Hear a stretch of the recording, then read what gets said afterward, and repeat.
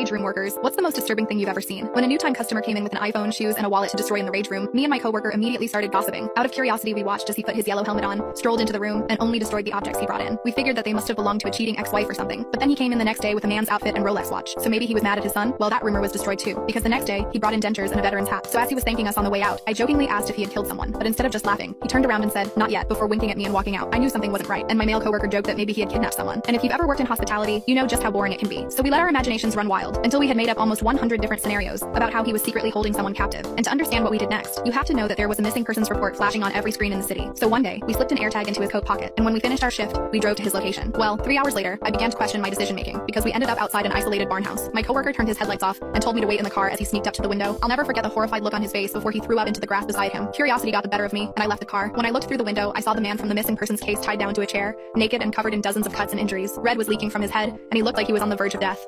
My head was spinning.